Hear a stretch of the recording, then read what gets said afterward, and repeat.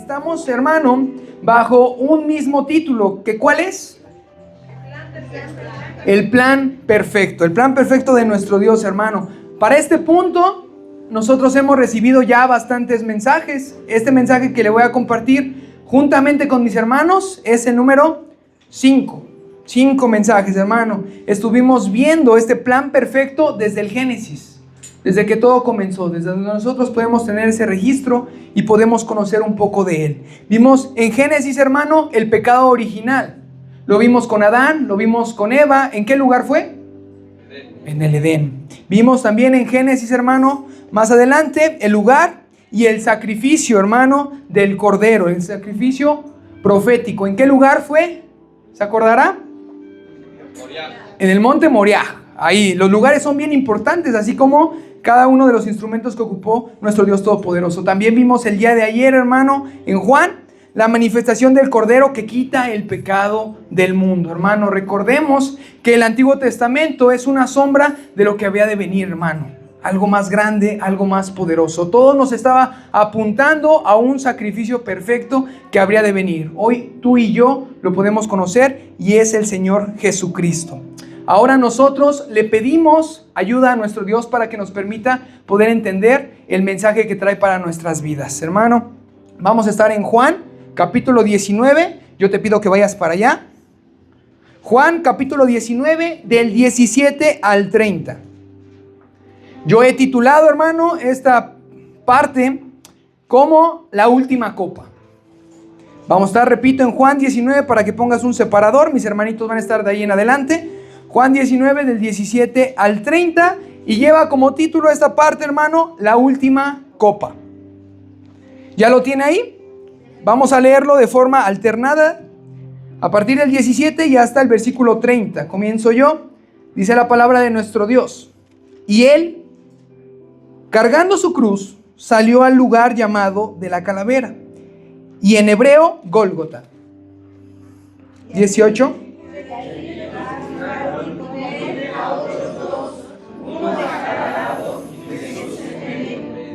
Escribió también Pilato un título que puso sobre la cruz, el cual decía: Jesús Nazareno, Rey de los Judíos. Muchos de los judíos recibieron este título porque el lugar donde Jesús fue crucificado estaba cerca de la ciudad y el título estaba escrito en hebreo, en griego y en latín.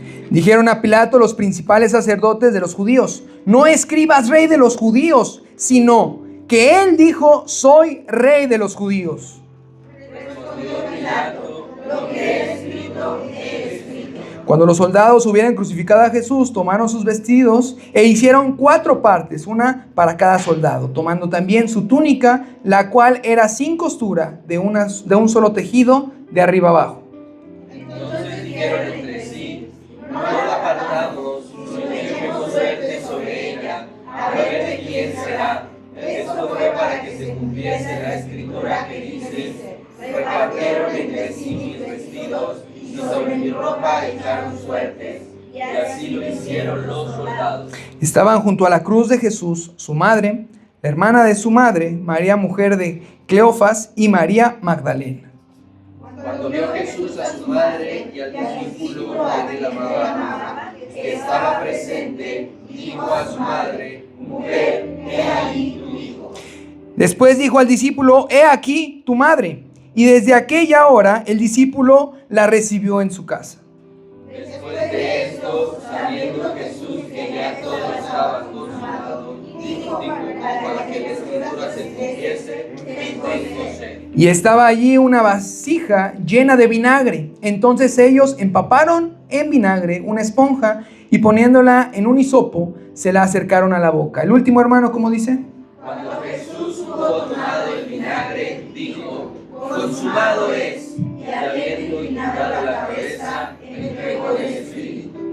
Bien, hermano, aquí tenemos el Evangelio de Juan, lo que él nos narra, y es sumamente poderoso. Para estos pasajes, hermano, nuestro Salvador ya había pasado por muchas situaciones sumamente difíciles. El juicio había sido emitido. ¿Qué había sido? Crucifixión. Dice la palabra de Dios que a los suyos vino y los suyos no le recibieron, que como cordero fue llevado al matadero y dice que enmudeció. cayó. Aceptó el juicio y sabía lo que iba a venir más adelante, que toda esa maldad iba a ser dentro de él para ser llevada a la cruz y consumar el plan perfecto. Hermano, muchas cosas pasaron. El sumo sacerdote fue ante el que primero lo llevaron y a él se le preguntó acerca de sus discípulos y su doctrina. Y la respuesta que dio el Señor Jesucristo es hermosa, porque miren, Él no está combatiendo, Él simplemente dice: pregúntenles a todos aquellos que me escucharon en las sinagogas y en el templo. Yo públicamente hablé y enseñé. Nada he hablado en lo oculto, hermano. Y tanto es así que hoy tenemos este mensaje. Toma la palabra de Dios en tus manos. Lo tenemos aquí, hermano. ¿Cuánto hemos recibido de ella?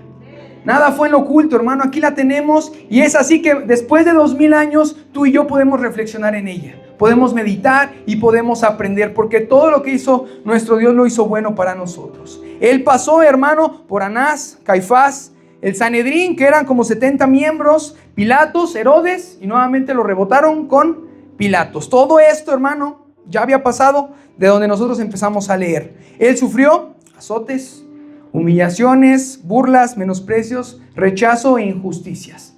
Con una de estas, nosotros que hayamos vivido, nos da para sacar nuestro carácter, nuestro apellido, nuestra fuerza y no dejarnos de todo lo que pasó aquí. Pero el Señor Jesucristo todas estas las sufrió y dice que enmudeció y tomó lo que había de venir: azotes, humillaciones, burlas, injusticias, rechazo y menosprecio. Así, hermano, encontramos este pasaje y así nos encontramos nosotros con el Salvador del mundo. En esta situación, hermano, diga conmigo: fue por mí. Fue por mí, hermano. El apóstol Juan nos narra su perspectiva de este proceso, hermano, de crucifixión del Señor Jesucristo, confirmando primeramente el lugar. Porque así como fue importante en los demás mensajes, en dónde fue que ocurrieron las situaciones, aquí también, hermano, por eso lo menciona, y es el Gólgota, que traducido, hermano, es el lugar de la calavera, que era, hermano, una colina en la cual normalmente hacían las crucifixiones y llevaban castigos ejemplares. No por nada era a las afueras de la ciudad, pero no era un lugar oculto, sino que estaba cerca del camino de la entrada de Jerusalén. Y cuando estaba pasando todo esto, había muchas personas que vendían de alrededor a la ciudad, a Jerusalén. Entonces las personas veían lo que estaba pasando. Esa ciudad estaba llena de gente y pasaban por ese camino principal y veían al Señor Jesucristo padeciendo en aquella cruz, hermano. Aquí, este lugar representaba para los romanos un lugar de castigo, un lugar de muerte para todos aquellos que conocieran de este lugar, hermano, sin saber que vendría a cambiar todo, porque sería un lugar ahora de victoria, un lugar de la coronación del Señor Jesucristo. A mí me recordó al leer estos pasajes, hermano, en el Antiguo Testamento, cuando leemos esa historia de Amán y Mardoqueo. ¿Se acordará?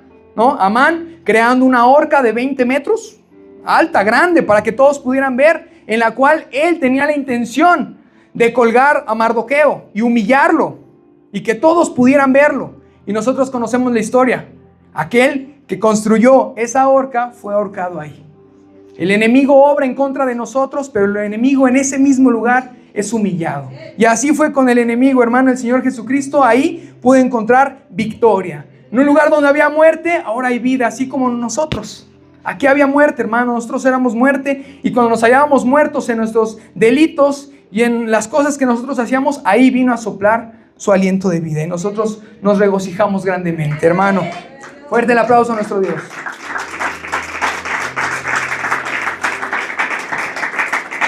Hebreos 12, hermano, dice: puesto los ojos en Jesús, el autor y consumador de la fe, el cual por gozo puesto delante del sufrimiento de la cruz, ojo aquí, hermano, fue más el gozo que el sufrimiento. Dice que puso primero el gozo antes que el sufrimiento. ¿Y el sufrimiento fue poco?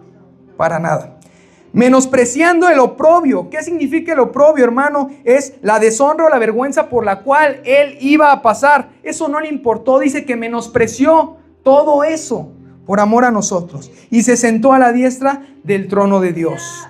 Eso es para gloria de nuestro Dios. También, hermano, esto que estábamos leyendo apunta a una profecía, la primera de las cuales ahorita vamos a estar viendo. Se estaba cumpliendo en ese lugar. Porque los judíos tenían una costumbre en el día de la expiación, hermano. Ellos tomaban un animalito, un borreguito, le prendían fuego y lo dejaban ir fuera de la ciudad, fuera del campamento. Y este animalito representaba que el pecado se estaba haciendo apartado del pueblo. Era fuera de la ciudad, lo echaban fuera de la ciudad, fuera del campamento. Y al Señor Jesucristo, ¿dónde lo crucificaron? ¿Dentro de la ciudad o fuera? Fuera de la ciudad, cumpliendo la palabra de nuestro Dios. Porque ¿quién iba a ser el Cordero de Dios? El Señor Jesucristo. Cumpliendo cada una de estas cosas, hermano. He aquí el Cordero que quita el pecado del mundo, hermano. Eso es lo que estaba haciendo. Estaba dando cumplimiento a la palabra, porque Él no vino a abrogarla. Él no vino a pisotearla. Él vino a cumplir cada una de estas palabras que ya estaban escritas, hermano.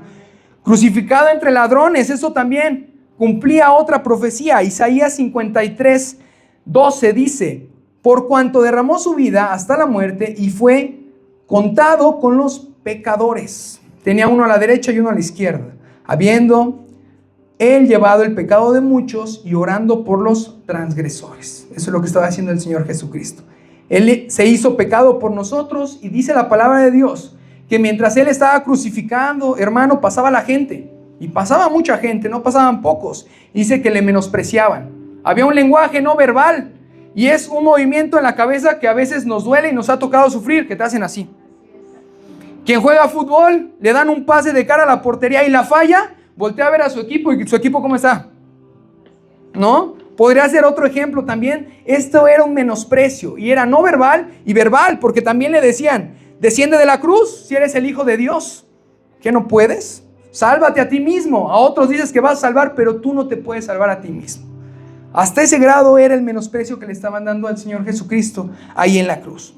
La humillación, hermano, seguía, porque Pilato, no solamente dando la sentencia, sino dice que también se acercó, quería dar la estocada final, y puso un título encima de esa cruz. Un letrero, hermano, que tenía las siguientes iniciales: la I, la N, la R y la I, hermano, que era el acrónimo de Lesus Nazarenus Rex Indorium, que traducido es Jesús Nazareno, Rey de los Judíos. Este título tenía la intención para él de menospreciar al Señor Jesucristo, sin saber que lo estaba glorificando, sin saber que lo estaba profetizando. Esto, hermano, enfureció a los judíos, porque ellos decían: no le pongas ese título, Él dice que es el Rey de los Judíos. Y una palabra puede cambiar mucho el contexto de toda una oración. No es lo mismo decir Él es el Rey de los Judíos, a decir Él dice. Cambia mucho, ¿sí o no? Y entonces lo que estaba haciendo Pilato, le estaba dando la gloria a Dios. Era uno más que estaba siendo influenciado por nuestro Dios para que este plan perfecto se pudiera cumplir. Él dijo: lo que yo he escrito, lo he escrito. Se acabó, yo lo puse ahí. Aunque ellos se enfurecieron, aunque ellos patalearon, ese título se le dio. Y recordemos que Él estaba crucificado junto al camino, donde muchas personas seguramente volteaban y leían, ¿cómo decía? Jesús Nazareno, Rey de los Judíos, hermano. Por revelación, nosotros sabemos que ese título le queda pequeño. Él es Dios del universo. Él es el Dios de nuestra vida, hermano. Y nosotros seguimos volteando esa cruz y no vemos muerte, sino vemos al Rey de los Judíos, al Rey que salvó nuestra vida ahí, dándolo todo por cada uno de nosotros, hermano. Eso es grandioso, porque todo es orquestado por nuestro Dios. Todo está bajo su control, todo está en la palma de su mano y nada se sale de ahí. Los soldados romanos, hermano, también participaron de la profecía. Ayudaron a que se cumpliera cada uno de lo que está escrito aquí. Porque ¿qué hicieron ellos, hermano? Repartieron sus vestidos. Sus vestidos externos, dice que los repartieron en 4. Eran 4 y se arribaron una parte cada uno. Pero había una parte bien importante, que era una túnica. Y esta túnica dice que era de un solo bordado, que estaba hecha en una sola pieza, hermano. Era bien importante, porque esta vestimenta no la ocupaba cualquier persona. Esta vestimenta era ocupada por personas de una posición económica, ¿cómo? Alta. Era un vestuario importante, y sobre todo, hermano, también era ocupado por el sumo sacerdote. Y sabemos que el Señor Jesucristo vino a ser nuestro sumo sacerdote. Pero impresionante, porque Él no solamente fue el sumo sacerdote, sino también fue la ofrenda que se entregó. Fue el Cordero y fue el sumo sacerdote y nuestro Redentor. Algunos historiadores, hermano, asocian esta parte porque menciona lo de los vestidos y luego menciona que volteó a ver a su madre y se le encargó a Juan. Hay una conexión importante con esto, ¿Por qué después de que vio que estaban repartiendo sus vestidos, volteó a ver a su madre? Se cree, hermano, que esta túnica fue hecha por su madre al cumplir la mayoría de edad, que se le entregó. Entonces imagine usted el dolor de ver cómo destrozaban aquello que le regaló su madre. Algo hermoso, algo valioso para ti. Imagínate ver cómo otras personas están rompiendo, se están repartiendo tus cosas que te dieron con tanto amor. O sea, aquí sigue todavía el maltrato que se le hacía al Señor Jesucristo. Hay personas que prefieren sufrir uno a que sufran tus familiares, que sufra tu papá, que sufra tu mamá, que sufran tus hijos.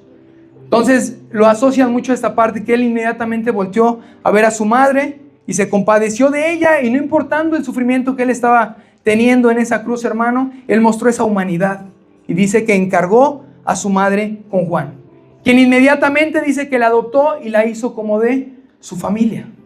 Así como también se preocupó por nosotros cuando dijo: Padre, perdónalos porque no saben lo que están haciendo. Así también se ocupó de su casa, se ocupó de su madre para poderle encargar y que no le pasara nada. Esto, hermano, no está menospreciando a las mujeres, como que ¿qué iba a hacer sola? Pobrecita, nadie le iba a querer. No es así, hermano, porque yo te recuerdo que a los pies de esa cruz nos mencionan los nombres de 3 mujeres importantes en la vida del Señor Jesucristo. Aquí no está menospreciando a ninguna mujer. Esta iglesia se goza y nos alegramos porque aquí hay mujeres valientes, esforzadas y de fe. Así como también, hermano, dáselo fuerte.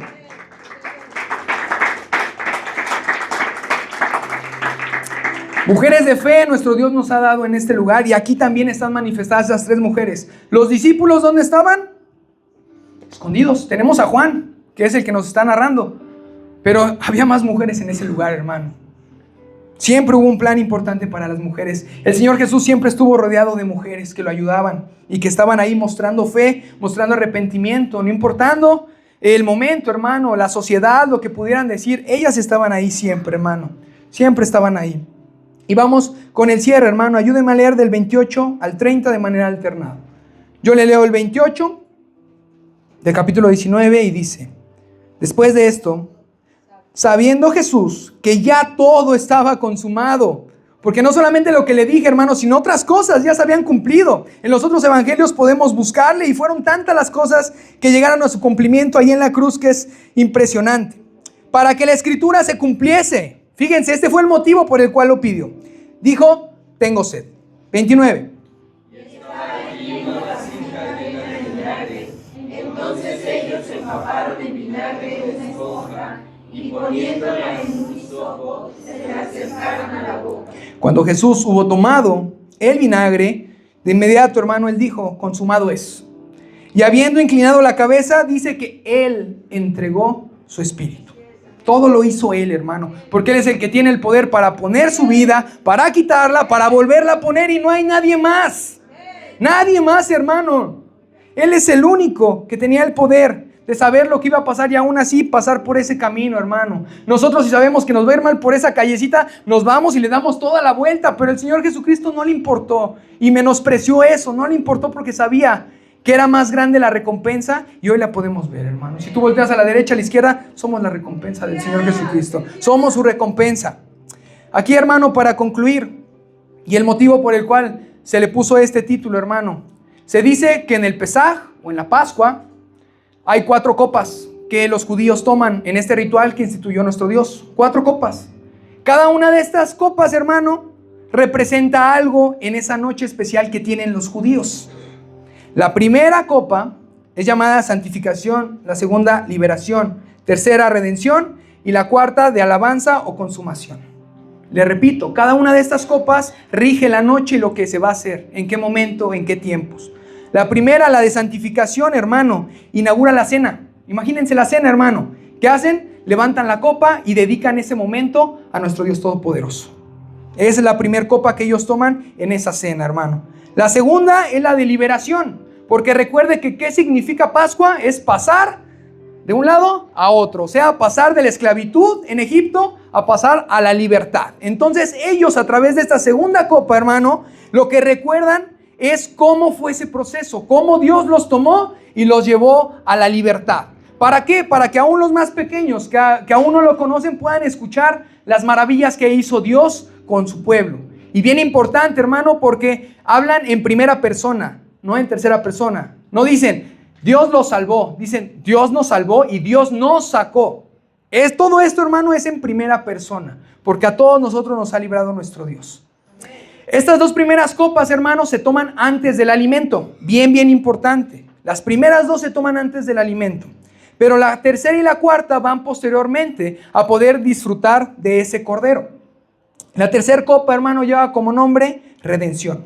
Y simboliza, hermano, la carne y la sangre del cordero pascual. Ese cordero que murió y del cual se alimentaron ellos, hermano, están dando gracias y recordando por su sangre, nosotros somos limpiados.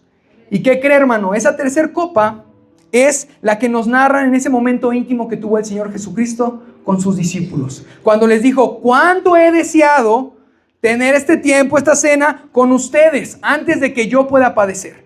Y dice que pasada la noche, después de ciertas cosas, hermano, ¿qué tomó el Señor primero? No, antes, el pan. Lo hicimos ayer, hermano. Tomaron el pan y participaron de él después de santificarlo. Y después tomaron la copa, que se cree que es la tercera copa que se levantó. Y el Señor Jesucristo hizo algo diferente, totalmente diferente, porque no dio gracias por ese cordero que se estaban alimentando, sino dice que participaran de su sangre, que por muchos es derramada. Él no dijo por ese cordero, dice por mí. Estaba profetizando que Él era el cordero que quita el pecado del mundo. Y posteriormente a que consumieron esta copa, hermano, que era la tercera, dice que cantaron unos himnos y salieron a orar. Todos conocemos esa historia. Mateo, Marcos y Lucas nos narran esto mismo. ¿Y qué pasó ahí? ¿Cuántas copas dijimos que eran? 4 copas. Falta una copa. ¿Dónde está esa copa? ¿Dónde está ese momento? ¿Nuestro Dios deja algo inconcluso? ¿Deja tu vida inconclusa, hermano? Dice que nos va a ir perfeccionando hasta el último momento. Y Él tiene todo bajo control. Falta una copa. La última copa, hermano. Y donde se cree, y creemos por fe que la tomó, es en la cruz. Porque el Señor dice, para que sea cumplida su palabra, dice, Él dijo, tengo sed. Y le acercaron. Y dice el 30, cuando Jesús hubo tomado el vinagre, hermano, dijo, consumado es. Y habiendo inclinado la cabeza, dice que Él entregó su espíritu. Bien importante, hermano. Aquí tomó esa cuarta copa. Yo le había dicho que llevaba como nombre la copa de la consumación. ¿Por qué? Porque ya todo se había terminado. El Señor Jesucristo no dejó nada inconcluso. Aún esa cena estaba dándole el fin de lo que se comenzó desde Génesis, hermano. Desde ese plan perfecto. Ese es el título de nuestra semana. Es así, hermano. Estaba concluyendo todo. Todo se estaba concluyendo, hermano. Esta cuarta copa se tomaba y también hacía referencia diciendo, en base al Éxodo, en Éxodo capítulo 3, los tomaré a mí como pueblo. ¿Qué estaba haciendo en la cruz? Tomarnos a cada uno de nosotros como pueblo y decir, ahora me pertenecen a mí. Antes le pertenecían al pecado, ahora son míos y yo los he comprado. Me pertenecen cada uno de ustedes. Así que el plan fue consumado. No hay nada más que haya dejado el Señor inconcluso. Somos su pueblo, hermano. Somos de Él. Le pertenecemos a Él. Y yo pensé que eso iba a generar gozo en su vida, hermano. Espero que sí lo haga. Así que darle un fuerte aplauso a tu Dios. En las Escrituras, que se nos refiere a la semana más grande que ha ocurrido en la historia de la humanidad. Estos son los días más gloriosos que esta tierra ha visto, que tus ojos han visto, que mis ojos algún día verán. No fueron cuando tu país, cuando tu nación logró la independencia. No fue cuando tu equipo al fin fue campeón. No fue cuando te fuiste de luna de miel después de casarte. Los días más gloriosos que esta tierra ha vivido es los que Cristo padeció por nuestra causa. Qué bonito fue para mí personalmente volver a estudiar el Evangelio de Juan para compartir algo. Así que vamos a seguir estudiando el plan perfecto. Ahora brevemente vamos a ver una muerte única, que así le he titulado a esta breve enseñanza. Continuemos en Juan 19, ahora 31 al 37. Leamos igualmente alternado. Yo voy a iniciar y usted con el que sigue y así sucesivamente. Dice la palabra, continúa el relato. Entonces los judíos, por cuanto era la preparación de la Pascua, a fin de que los cuerpos no quedasen en la cruz en el día de reposo, pues aquel día de reposo era de gran solemnidad, rogaron a Pilato que se les quebrasen las piernas y fuesen quitados de allí.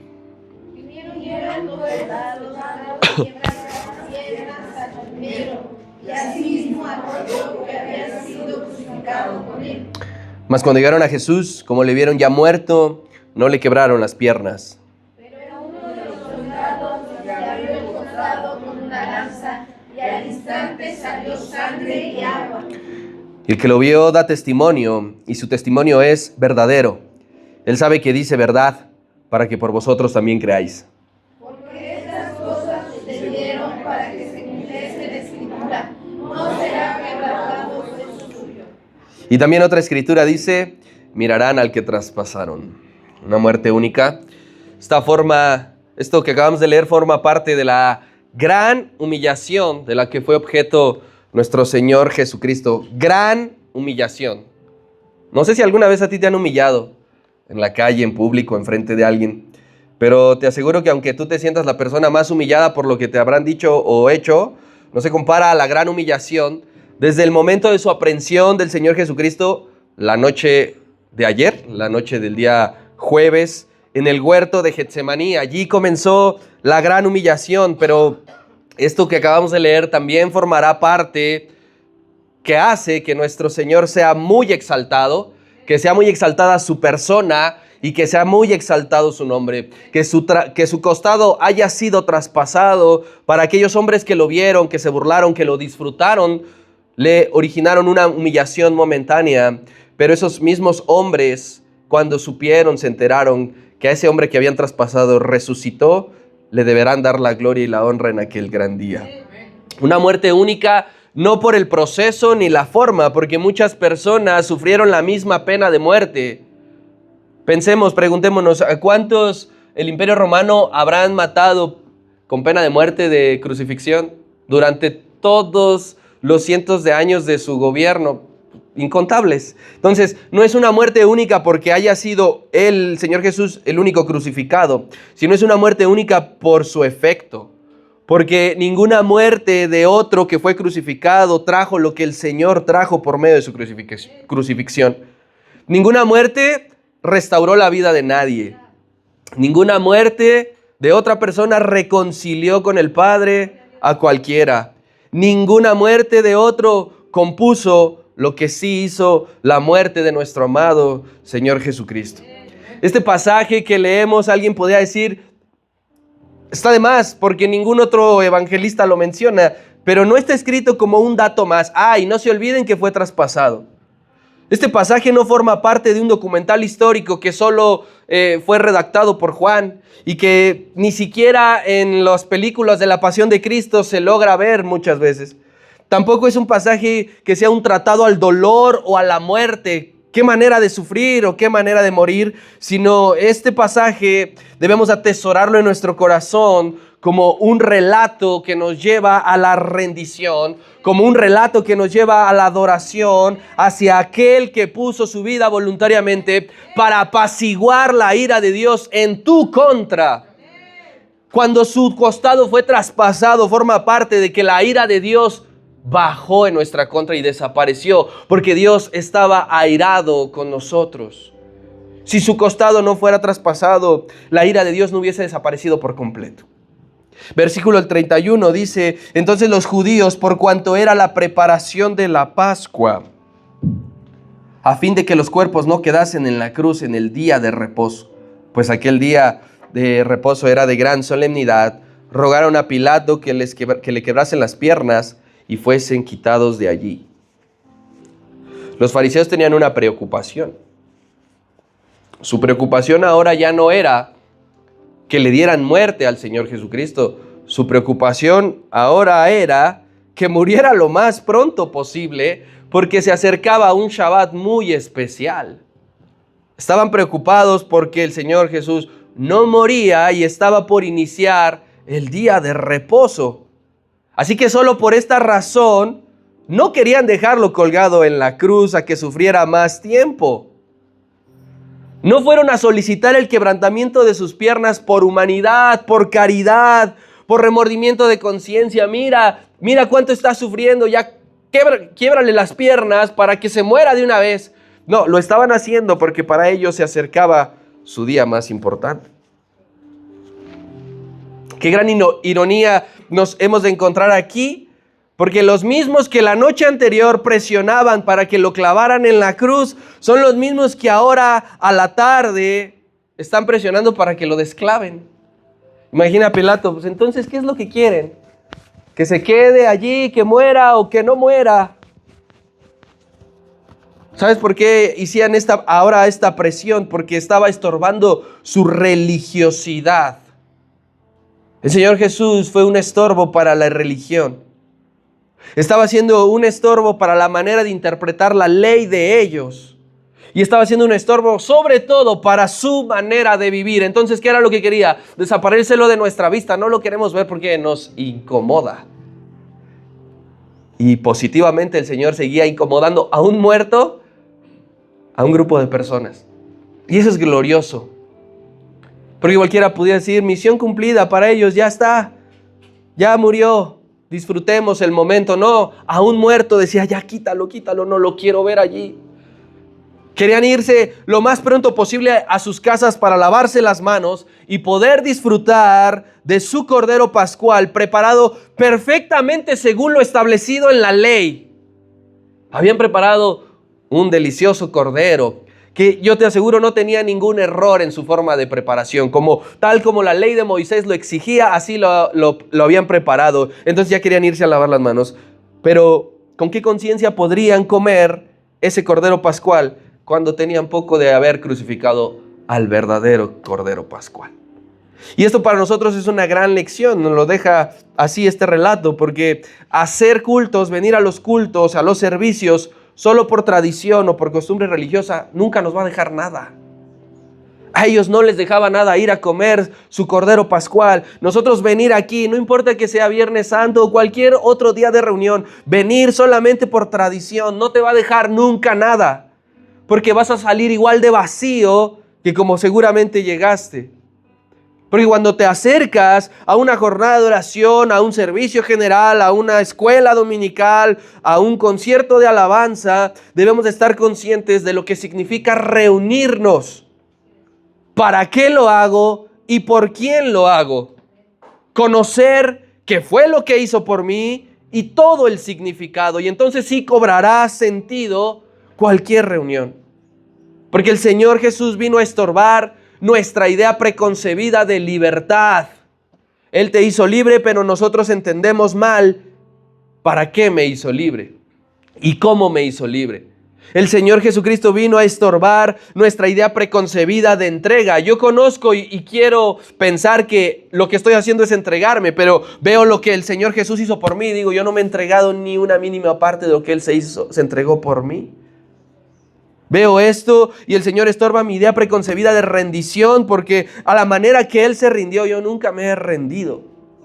Así que tú decides si rechazas la idea de libertad y el ejemplo de libertad que Dios nos está dando, o seguimos con nuestra propia idea. Para eso está este pasaje aquí.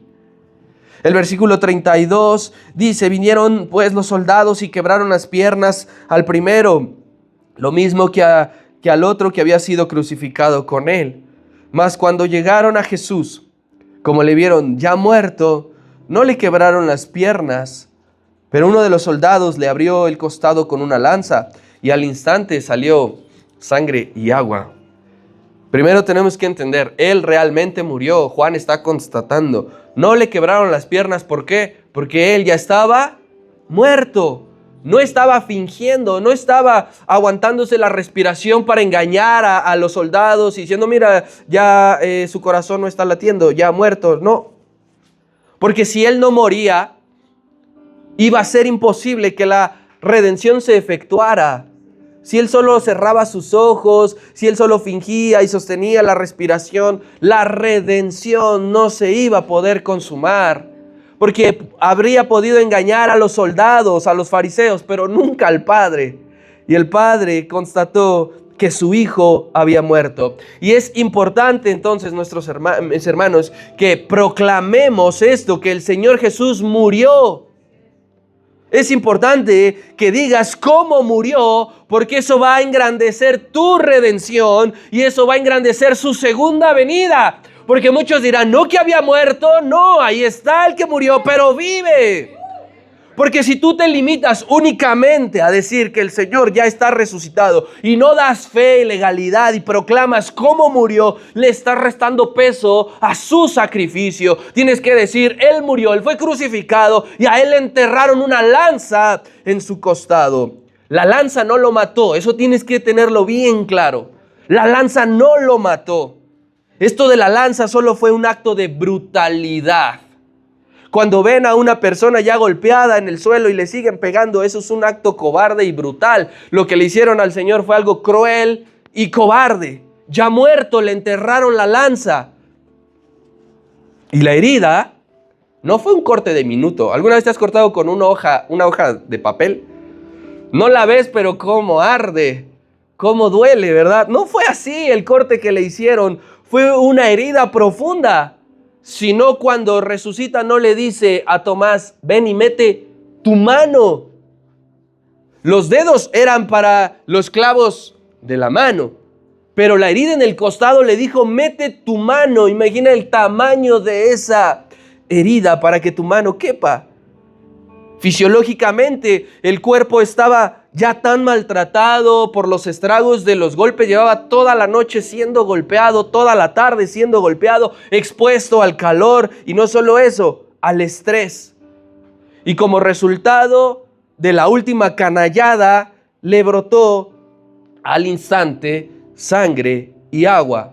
Por otra razón, porque él debía vaciarse por completo. No tenía que quedar nada corriendo en su cuerpo, porque Dios nos ha mostrado que Él nunca se queda con nada. Y el cuerpo del Señor no guardó energía de reserva, porque cuando se trata de entregar, Dios lo da todo. Porque en esta tierra, cuando el Señor Jesús por sus 33 años que caminó entre nosotros, cuando se hablaba de entrega, Él se vaciaba y lo daba todo. Si no, ¿por qué durmió en la barca cuando a los discípulos los agarró la tormenta? Tú no te duermes si no estás cansado. El Señor, ¿por qué se cansaba? ¿Por qué le daba sed? Porque lo daba todo. Y aquí, ¿por qué le sale sangre y agua? Porque su cuerpo lo debió de dar todo. Cuando de servir se trata, tú lo tienes que dar todo.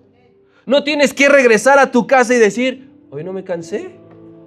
Estoy listo para irme a echar un maratón, para irme a jugar un partido. Tú y yo no debemos de racionar energía cuando se trata de hacer algo por Dios. Si a ti te toca hacer algo, dalo todo. Que te duelan los pies, que llegues quizá con dolor de cabeza, porque eso significa que has seguido el ejemplo del maestro. Lo diste todo. Porque a tu trabajo lo das todo. Porque a la escuela lo das todo. Porque para estudiar para un examen lo das todo. ¿Por qué para servir al Señor? ¿Por qué para hacer algo por la obra no quieres cansarte tanto? ¿Quieres decir que esto lo hagan otros? Yo ya hice esto, no. Aquí el Señor nos está mostrando y nos está diciendo, yo por ti, por la iglesia, por mi pueblo, lo di todo. No me quedó en el cuerpo una sola gota de agua, una sola gota de sangre. Y espiritualmente agua y sangre son los símbolos que hablan de la purificación. Aquí podemos ver que a través de esto que brotó en la enterrada de la lanza, nos estaba purificando a nosotros. El agua, dice la Escritura, que es su palabra, nos limpia y purifica moralmente. ¿Con qué limpiará el joven su camino? Con guardar su palabra. Hablando de errores morales, ¿cómo puedo corregir ese comportamiento? Eso que dije, eso que hice, eso que pensé, ¿cómo? A partir de ahora guarda su palabra. Créela y verás cómo la palabra te limpia. Pero también brotó sangre. Y este mismo Juan, que en ese momento era discípulo, pero en su primera carta que escribe ya no es discípulo, ya es apóstol de la iglesia, dice, su sangre nos limpia de todo pecado. Y tenía que brotar agua para que su palabra nos limpiara y tenía que brotar sangre para que su sangre nos limpiara de todo pecado. Versículo 35 al 37. Y el que lo vio da testimonio, y su testimonio es verdadero. Él sabe que dice verdad, para que vosotros también creáis. Porque estas cosas sucedieron para que se cumpliese la Escritura, no será quebrado hueso suyo. Y también otra escritura que dice, mirarán al que traspasaron. Tomemos también este ejemplo de este relato, no solamente del Señor Jesús, sino también de Juan. Ejemplo de Juan en dos cuestiones. Número uno, ser testigos. Dice, esto que te está diciendo no lo es que me lo hayan contado, yo lo vi. ¿Qué hace un buen testigo? Un buen testigo testifica, ¿verdad? Y testifica lo que vio y lo que escuchó. Tú y yo no debemos de permitir que el temor se apodere de nuestros sentidos. Hay que exponer nuestra fe. Juan no se guardó nada, ni por miedo, ni por vergüenza, ni por nada. Entonces, si tú quieres ser un testigo, como lo dice el libro, el primer capítulo de Hechos, tienes que exponer tu fe. Y me seréis testigos cuando yo quiero ser testigo de Cristo. ¿Qué tengo que hacer? Lo que has recibido de Dios, lo que Él ha hecho por ti. ¿Cómo puedo ser testigo? Escribe y habla en quién crees. Escríbelo y habla. Tú ponte a analizar los temas a los cuales tú escribes. Un mensaje de texto, revisa tus conversaciones. ¿Qué escribes en tus conversaciones de texto?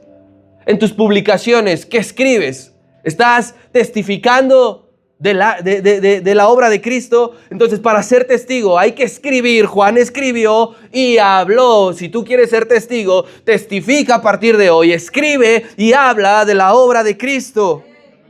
Y segundo, de lo que tenemos que ser ejemplo de Juan, tener un profundo conocimiento de Cristo y de las profecías. Este hombre conocía la palabra. Este hombre nos demuestra que no es solo yo anduve con él, yo lo vi, no es necesario que yo estudie las escrituras, la ley. No, nos está diciendo porque está relacionando. Esto ya estaba profetizado y también esto. Eso deja en evidencia que un verdadero discípulo conoce la palabra de Dios. Porque si tú no conoces la palabra de Dios, si tú no la estudias, si tú no la meditas, si tú no le pides al Espíritu Santo que te la haga entender, nunca vas a ser un discípulo, porque ¿de qué vas a hablar? Cantinfleamos y tomamos un texto de aquí y otro de acá y Juan dice que específicamente fue cumplida la profecía a través de esto y a través de esto. A ti y a mí nos toca ser testigos ahora. Juan ya murió, pero no se acabaron los testigos. Juan, el último de los apóstoles en morir, año número 100. Todos los demás ya habían muerto. Juan, el último discípulo, el último apóstol en morir, no se acabaron los testigos. Aquí yo veo a muchos. Entonces tú y yo tenemos que prepararnos en el conocimiento del Señor y tener una comunión íntima. Que aunque no le veamos cara a cara como lo disfrutó Juan, su presencia está viva dentro de nosotros. Su presencia está viva en este lugar. Su presencia está viva en tu habitación. Hay muertes que lamentamos, quizás perdido a algún pariente y te sigue doliendo, pero la muerte de Cristo no la lamentamos, porque su muerte lo cambió todo para siempre. Su muerte cambió la historia, su muerte cambió la religión, su muerte cambió mi vida. Su muerte es la única que ha sido capaz de traer vida. Y tengamos presente que más pronto que tarde le veremos cara a cara para decirle gracias. En esta fiesta importante, hermano, la más importante del año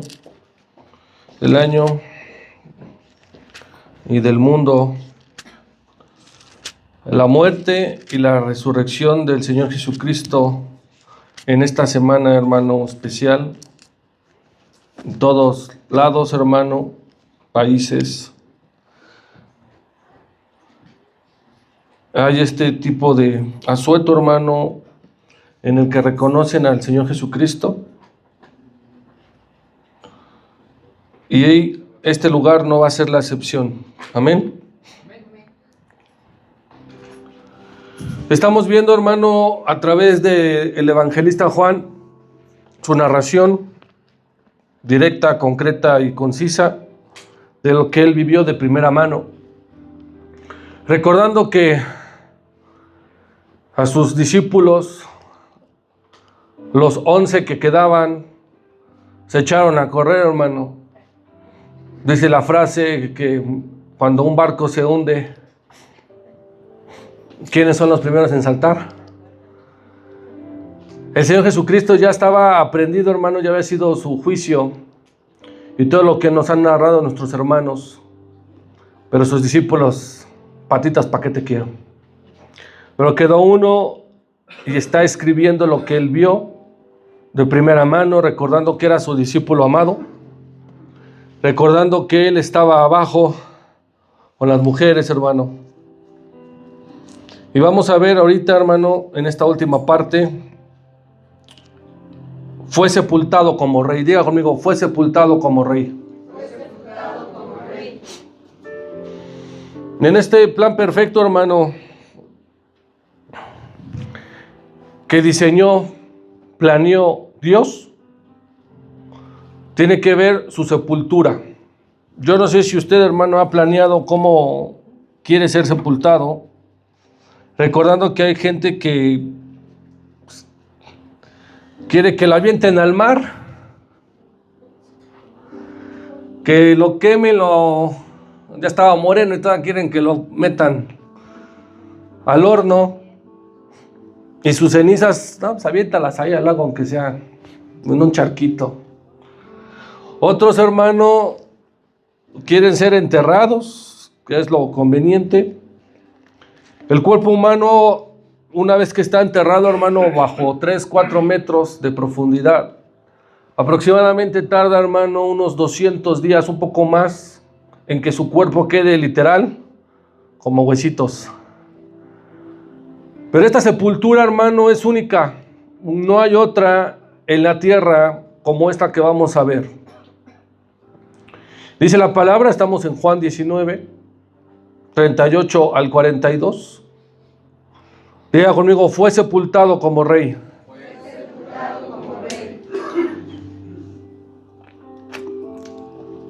Después de todo esto, José de Arimatea, que era discípulo del Señor Jesús, pero ¿cómo estaba? En secreto. Como muchos hermanos que andan ahí en secreto yendo a la iglesia, escapándose, en secreto de los papás o de las mamás, en secreto de los hijos. Este discípulo, que bien podemos ser muchos de nosotros, por miedo ¿a quiénes? A los judíos. ¿Usted a quién le tiene miedo? Que sepan que es seguidor de Cristo, hermano. Hay muchos así, hermano, todavía tienen miedo. Le rogó a Pilato que le permitiese llevarse el cuerpo del Señor Jesús. Y Pilato se lo concedió. Ahorita vamos a ver por qué. Entonces vino y se llevó el cuerpo del Señor Jesús. 39. Dice así. Yo se lo leo. También Nicodemo, el que antes había visitado al Señor Jesús de noche, vino trayendo un compuesto de mirra y aloes. ¿Cómo cuánto? Hasta ahí. El Señor Jesucristo, hermano, fue sepultado como rey, ahorita vamos a ver. Pero antes de ser sepultado, viene esta persona llamada José de Arimatea, de la región de Arimatea. Y este era miembro del Sanedrín, junto con el Nicodemus. Y aquí hay algo curioso, hermano, que estaba escondido, o sea, le tenía miedo a los judíos, andaban fiera los judíos, hermano, crucificando a quien sea. Por eso sus discípulos huyeron, hermano. ¿Usted a quién le tiene miedo? ¿Por qué huye o por qué se esconde de decir que Cristo es la respuesta? ¿Por qué nos escondemos, hermano, de la gente de nuestro alrededor? Por miedo, por vergüenza, por burla. Este discípulo, José de Arimatea, hizo algo muy importante, hermano, que no sé si alguno de nosotros, usted o yo, lo hubiésemos hecho. Tener los pantalones para ir con la autoridad política, la autoridad judicial, y pedir que bajase el cuerpo del Señor Jesús que estaba en la cruz, que ya estaba muerto, el cuerpo de mi Cristo ya estaba ahí clavado, ya se había desangrado. Y él quiso bajarlo, hermano, o sea, quitar los clavos y bajar el cuerpo. ¿Por qué, hermano? Porque era humillante y era vergonzoso que un cuerpo, hermano, estuviese tanto tiempo, recordando que ya se acercaba la Pascua y que era importante para los judíos. Yo le pregunto a usted, hermano, si llegase a colgar los tenis o ya no estar con nosotros, ¿le gustaría estar en la fosa común? No, pues quién sabe quién es o nadie lo reclama, o nadie va al CEMEFO a preguntar, vengo por mi pariente que ya no está. Esos cuerpos, hermano, los abandonan, esos cuerpos ya no les dan importancia. Imagínate, hermano, si ya no estaban los discípulos, pero estaba escondido secretamente, y eso es muy importante porque Cristo tiene, hermano, discípulos en todos lados. Eso es muy importante porque Él se atrevió a decir, ya no están los 11 principales, recordando que la rata esa se había suicidado. Ya no están, y nadie se estaba atreviendo a reclamar el cuerpo. Hermano, en un funeral es rápido todo, hermano, Si su pariente estaba en el hospital en terapia intensiva grave o intermedia o lo que sea, son momentos rápidos, muere y hay que sepultarlo, hermano. Se dio cuenta que Cristo, nadie estaba reclamando su cuerpo y lo pidió. Porque eso era muy vergonzoso y humillante, hermano, dejar un cuerpo expuesto a la gente. Y mi Cristo no iba a padecer eso, hermano. Iba a ser sepultado como rey.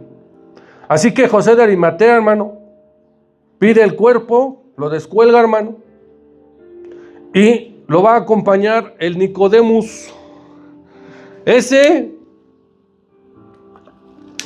que hacía preguntas bien obvias, hermano, y que también podemos ser muchos. Preguntas tontas, dice que no hay preguntas tontas, sino gente que no pregunta, hermano.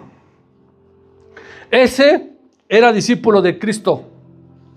Dice el versículo 39, que Nicodemo, el que ya había visitado al Señor Jesús, cuando Jesús lo visitó, el Señor Jesús lo visitó, le cambió la mentalidad, le cambió la forma de ser, le hizo un cambio, hermano, como Cristo te ha hecho un cambio a ti, de mentalidad, de pensar que puedes reencarnar, de pensar que puedes venir en un perro o en una rana o no sé, hermano.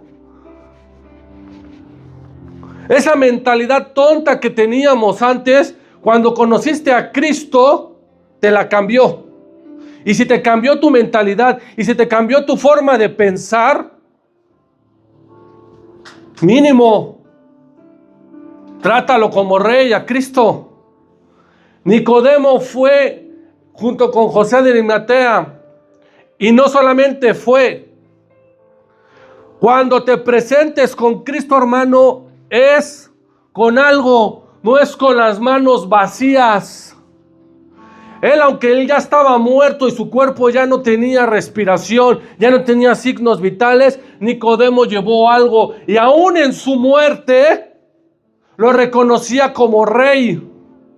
¿Por qué? Porque trajo un compuesto, hermano, un perfume carísimo, hermano, nada más y nada menos que de 30 kilos. Haga de cuenta usted 2 garrafones de un perfume especial. Eso nada más se los daban a los reyes, hermano. Cuando Herodes murió, se dice que en su funeral de Herodes fueron 100 kilos, hermano. A Cristo le trajeron 30 kilos de esta especie para quemarla y no oliera, hermano, porque el cuerpo de Cristo ya no tenía nada, ya le iban a dejar, hermano, de putrefacción. Pero vino Nicodemo, hermano. Como tú y yo venimos a este lugar a ofrecer incienso, mirra, olores gratos, olor fragante para Él. Yo no sé cuánto traigas tú, hermano, Pero este trajo 30 kilos, no 30 mililitros, no. Trajo lo suficiente porque estaba reconociendo que aún muerto Cristo es reconocido como Rey. Y tú, hermano, que estás vivo, que puedes venir, ¿cuánto has traído de perfume? ¿Cuánto has traído para que Él diga, ahí en Embajadores hay un olor grato? Porque el Nicodemos me trajo 30 quilates y aquí no junta ni un kilo. ¿Cuánto, hermano, has traído de olor fragante para Cristo? Dice el versículo 40. Tomaron pues el cuerpo de Cristo, lo descolgaron, hermano, y lo envolvieron en los lienzos con especias aromáticas, según es costumbre sepultar entre ¿qué? Descolgaron el cuerpo de Cristo, hermano. Imagínate esa imagen. Entre dos personas. Si uno no puede, hermano, aunque esté muerto, sigue pesando, ¿verdad? ¿Sabía usted que aunque esté uno muerto, sigue creciendo el cabello y las uñas? Tomaron el cuerpo de Cristo, y lo envolvieron en lienzos ásperos, rugosos, hermano, con especias aromáticas con las que trajo el Nicodemo, según es la costumbre de sepultar entre quienes, los judíos. Aquí, hermano, usted cuelga los tenis y le ponen su mejor trajecito, ¿ah? ¿Sí o no? Hay unos que con su primera comunión, ¿no? Con el único traje que le quedaba bien, hermano. Hay gente que se dedica a maquillarlos. Los limpian, ya muertos, los limpian, los dejan en su caja o en su pijama de madera. Ahí. Pero a mi Cristo lo tuvieron que envolver. Con oraciones, con adoración. Eso es lo que significa, hermano, esos lienzos de especias aromáticas. A mi Cristo lo debemos de envolver, no con choros, hermano. No con palabrería, no. A Cristo, una vez que está muerto y que sabemos que ha resucitado, lo debemos de envolver, hermano, debemos de llenarlo de estas especies aromáticas, porque Él es un Rey. Y tú y yo debemos de venir, hermano, no con las manos vacías. Aunque no lo vemos, sabemos que está. Aunque no está su cuerpo, sabemos que Él resucitó. Y Él debe de ser tratado como un Rey.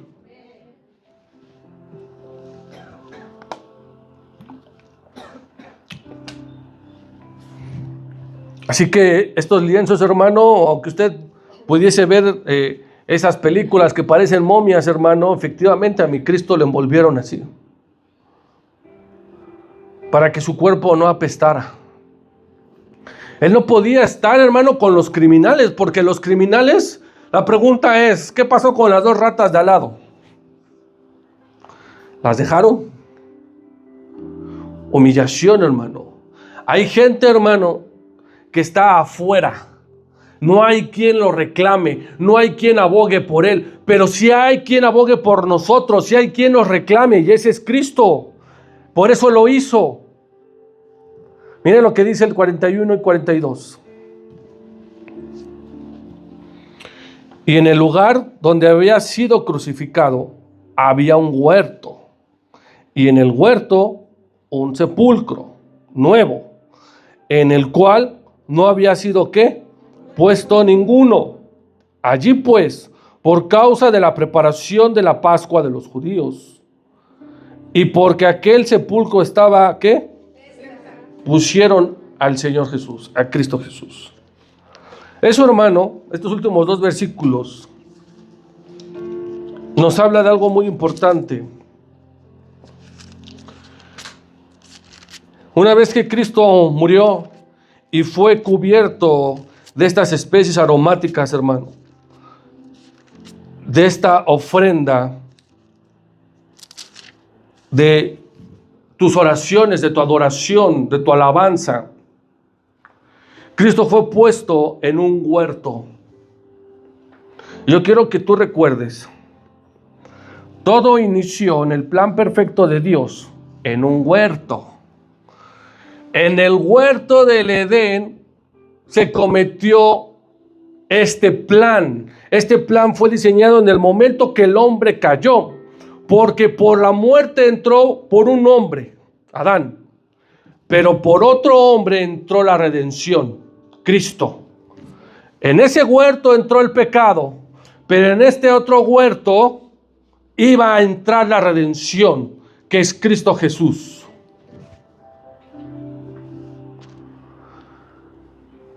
Y ese sepulcro, hermano, era nuevo. Diga conmigo, nuevo. Eso es importantísimo, importantísimo. Dice ahí la palabra que nadie lo había usado, hermano. Una vez que usted, hermano, alguien esté muerto y lo hayan sepultado, enterrado, y pasen el tiempo, pues ahí están sus huesos. Hay saqueadores de tumbas, ¿sí sabe, verdad? Y Cristo tenía que ser puesto en uno nuevo, donde nadie lo usara, porque trae una revelación importantísima. Ahorita le voy a decir.